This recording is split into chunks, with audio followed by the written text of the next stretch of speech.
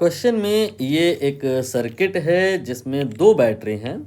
दोनों ही battery practical हैं क्योंकि उनके इंटरनल रेजिस्टेंस 0 नहीं है, 1 एंड 1। और ये एक तीसरा रेजिस्टेंस है, एक्सटर्नल रेजिस्टेंस 10 ओम। इसी 10 ओम के रेजिस्टेंस में हमें पावर डिसिपिएशन निकालना है।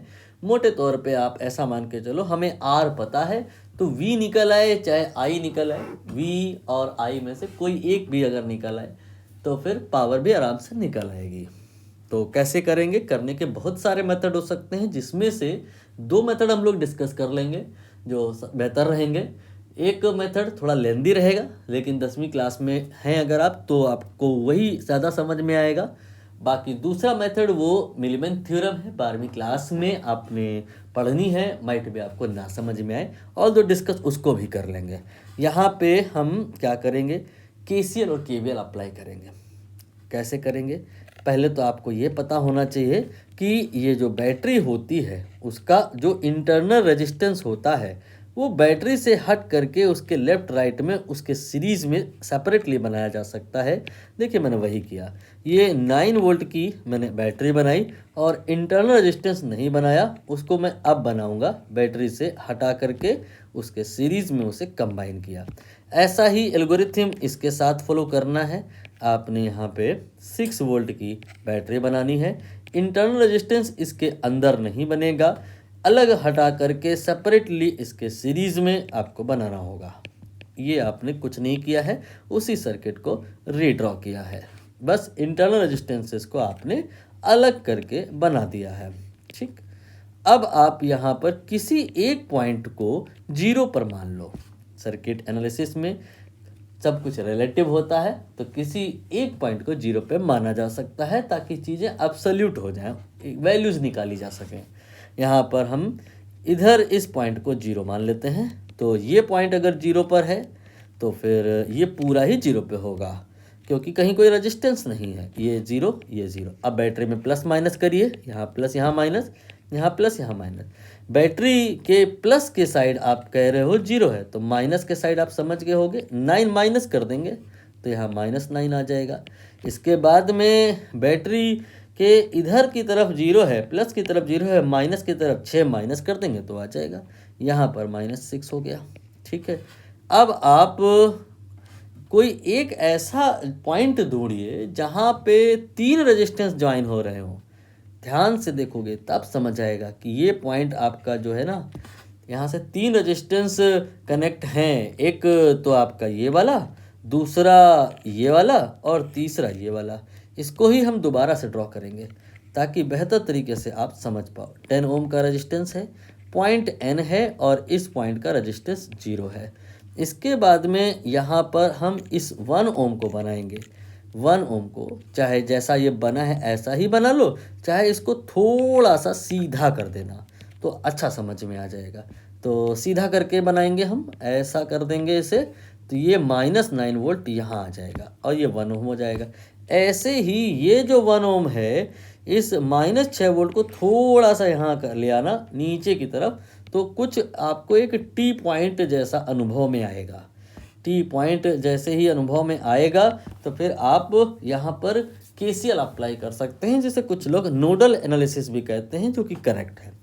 इसे कैसे करते हैं, आप यहाँ पर पॉइंट के नाम चाहो तो कुछ दे दो, A B C। किसी एक पॉइंट से करंट स्टार्ट करवाइए, A से N की तरफ मान लेते हैं कुछ करंट जा रहा है, तो N पर जब पहुंचेगा तो उसके 2 हिस्से हो जाएंगे। एक हिस्सा उस करंट का B की तरफ चला जाएगा और एक हिस्सा वो C की तरफ चला जाएगा। N पॉइंट का पोटेंशियल अपनी तरफ से आप X एज्यूम कर लो, X वोल्ट। तो बताओ कि ये जो आपका A है और N है, इसके बीच में पोटेंशियल ड्रॉप कितना है, डिफरेंस कितना है? तो आप यहाँ पर देखो 0 है, यहाँ पे देखो x है, तो 0 - x ये v की वैल्यू हो जाएगी। i की वैल्यू आपने यहाँ अपनी तरफ से i ही मानी है और r की वैल्यू यहाँ लिखी हुई है 10, v बराबर IR अप्लाई कर दो, तो -x v = IR कहा है मैंने, अप्लाई करना है। x = I × 10, यानी कि यहाँ से आपको I मिल गया -x/10। ठीक बात है। अब ऐसे ही I1 निकालो, ऐसे ही I2 निकालो। I1 निकालते हैं, यहाँ पर हम इस 1 ओम को कंसीडर करेंगे। इस 1 ओम में करंट N से B की तरफ जा रहा है, यानी कि ये X हाई वोल्टेज है, इसमें से -9 घटाया जाएगा। तो X में -9 घटा लिए, X +9 हो जाएगा। करंट जो I1 होगा that will be V divide by R, यानी कि X +9 and divided by R which is your 1। So your value for I1 will be X +9 simply.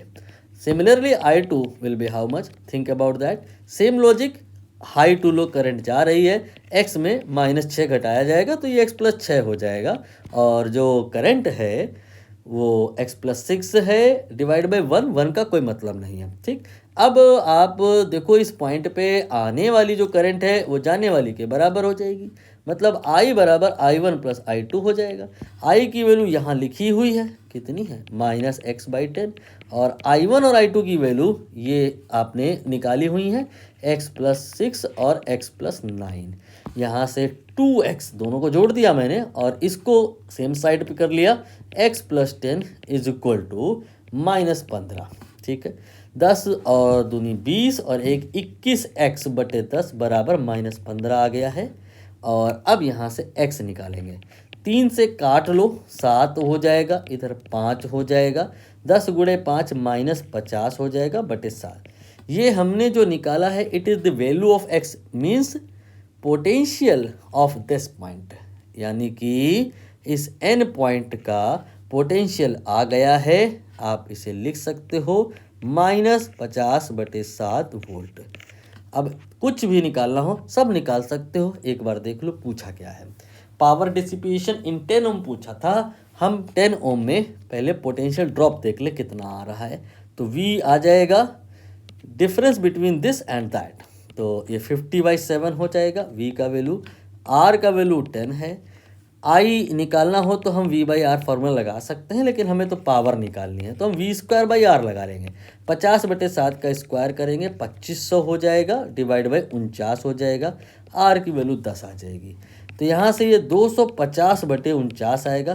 250/50 होता तो यहाँ पे एग्जैक्ट 5 आता, बट ये तो 49 है, थोड़ा कम है नीचे के फैक्टर, डिनोमिनेटर थोड़ा कम है, वैल्यू थोड़ी एक्सीड होके आएगी, तो यहाँ पे आपका आंसर 5 से थोड़ा बढ़ के आएगा। आप एग्जैक्टली कर लेना, मैंने गेस वर्क मार लिया है, 5.1 आ जाएगा। हाँ, इसमें दूसरा मेथड भी मुझे बताना था, उसके भी मैं ज़रा बता दूं। आप यहाँ पे इन दोनों बैटरी को एक सिंगल बैटरी से रिप्लेस कर सकते हो। वो कैसे? उसके लिए आपको इन दोनों रेजिस्टेंसेस को पैरेलल इक्विवेलेंट की हेल्प से इक्विवेलेंट बनाना होगा। ये फॉर्मूला लगा लेंगे, R1 एंड R2, 1 एंड 1 रखेंगे तो R की वैल्यू 0.5 या 1/2 आ जाएगी। फिर जब आप इन दोनों बैटरियों को हटा के उनके स्थान पर सिंगल लगा रहे हो तो उस सिंगल बैटरी के लिए भी हमें दो बातें पता होनी चाहिए, एक तो उसका इंटरनल, दूसरा उसका ईएमएफ। इंटरनल ये रहा, ईएमएफ के लिए फार्मूला लगाएंगे, that will be E/R equal to E1/R1 plus E2/R2। E हमें निकालना है, R ये हमने निकाला है, और E1 ये 9 है, ये 1 है, तो 9/1 हो जाएगा। फिर ये E2 है, ये R2 है, 6/1 हो जाएगा। ये 9 और 6 मिला के 15 हो जाएगा, ये इससे मल्टीप्लाई होगा तो E जो आएगा ये 7.5 आ जाएगा। मतलब ये है कि हम इन दोनों बैटरी को हटा के इसके प्लेस पे एक सिंगल बैटरी एज्यूम कर सकते हैं। वो जो सिंगल बैटरी होगा उसका ईएमएफ कितना होगा, that will B 7.5 volt, 7.5 volt, ये मैंने बना दिया। इसके बाद में उसका जो इंटरनल होगा दैट विल बी 0.5, ये आपने निकाला था। इसके बाद में आप इस एक्सटर्नल को 10 ओम को ऐसे ही एज इट इज़ अप्लाई कर दीजिए। 10 ओम आपने लगा दिया। अब आप यहाँ से करंट निकाल लो, I will be V 7.5 divide by total resistance this plus that 10.5। Current आप देख रहे हैं वही आ जाएगी जो आपने प्रीवियस मेथड्स में निकाली होगी। 15 पंचे 75, 15 सत्ते 105, 5/7 एम्पियर के बराबर का करंट आ गया है। और अब आप आई स्क्वायर इंटू आर का फॉर्मूला लगाइए। 5/7 25/49 एंड मल्टीप्लाइड बाई 10, तो ये 250/49 वही सेम कहानी बन करके आ गई है जो आपने पहले मेथड में निकाली थी।